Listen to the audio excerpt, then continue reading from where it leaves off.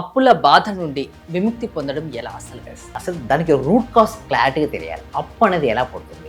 అప్పు అనేది ఏం చేస్తుంది? లా ఆఫ్ అట్రాక్షన్ ఏం చేస్తుంది? నెగిటివ్ ఎనర్జీ వల్ల పుడుతుందంట. అంటే మీ లోపల నెగిటివిటీ ఎక్కువ ఉంటే అప్పుగా మీ జీవితంలో కదా ఎదురవుతుంది ఆ energy. Like attracts like. First మీరు ఏం చేయాలంటే మేడం, ఇక్కడ క్లెన్సింగ్ జరగాలి. అంటే మన లోపల క్లెన్సింగ్ జరగాలి. ముఖ్యంగా నేను 3 క్లెన్సింగ్ల గురించి మాట్లాడతాను మేడం. ఒకటి భౌతికంది, 2 మానసికంది, 3వది ఆధ్యాత్మికంగా. ఫస్ట్ భౌతికంగా చూసినట్టయితే ఎవరికైతే డెప్స్ ఎక్కువ ఫస్ట్ మీరు చేస్తపడేది రూమ్ చాలా నీట్గా ఉంచుకోండి.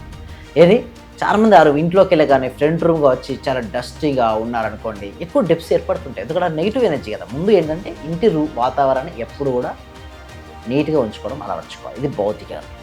సో దాంతో పాటు ఏదైనా పాత వస్తువులు ఏమైనా ఉంటే వాడనివి ఇంటి నుంచి బయట తీసేయాలి. నెక్స్ట్ వ్యాలెట్, మనం యూజ్ చేసే పర్స్ ఉంటుంది కదండి. డెప్స్ ఉన్న వాళ్ళు ఎక్కువ ప్రతి శుక్రవారం క్లెన్సింగ్ చేసుకోండి. అంటే క్లియర్ చేసుకోండి. అంటే నెగిటివిటీ అంటే ఓల్డ్ రిసిప్ట్స్ కానీ, ఓల్డ్ బిల్స్ కానీ, ఓల్డ్ ఏదైనా ఉంటే తీసేయండి లోపల నుంచి. ఇలా తీసేయడం వల్ల అప్పులు పోతాయా? ఎలా పోతాయండి? చూడండి మేడం, ఇదంతా కూడా సైంటిఫిక్ అని చెప్తాను. ఒక నెగిటివ్ అంటే వినడానికి చూసే వాళ్ళకు విచిత్రంగా అనిపించవచ్చు ఉంటుంది మేడం. అంటే వాలెట్ క్లీన్ చేసుకుంటే అప్పులు పోతాయి, డబ్బులు వస్తాయి అంటే ఎలా నమ్మేది అని అనుకుంటాను. నిజం, నేను కూడా అదే ఫస్ట్, నేను కూడా సైన్స్ స్టూడెంట్, నేను కూడా ఫస్ట్ అలాగే అనుకున్నాను. బట్ ఎప్పుడైతే నేను చెప్పిన తర్వాత నా స్టూడెంట్స్కి వచ్చిన రిజల్ట్స్ ఆధారం చేసుకుని అవుతాను. ఇప్పుడు చూడండి, దైవం ఉందా లేదా అంటే ఏం చెప్తారు మేడం?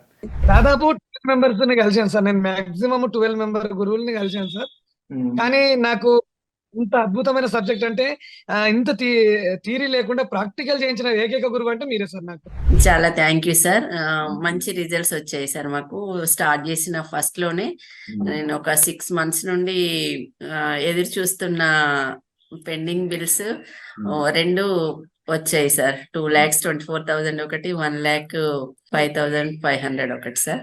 నాకు చాలా హ్యాపీగా ఉంది. Thank you sir. నేనంటే ఇంత అనుకోలేదు sir. Thank you sir. Thank you so much sir. నేను చాలా హ్యాపీగా ఉన్నా సార్. మా కోడలికి జాబ్ వచ్చింది సార్. 4 years నుండి వెయిట్ చేస్తున్నాం సార్. మేము మెడికల్ ఆఫీసర్ గా డైరెక్ట్ గా గెస్టెడ్ పోస్ట్ సార్. అది నేను చాలా హ్యాపీగా ఉన్నాను సార్. మీ క్లాస్ నేను కంటిన్యూ చేస్తాను సార్.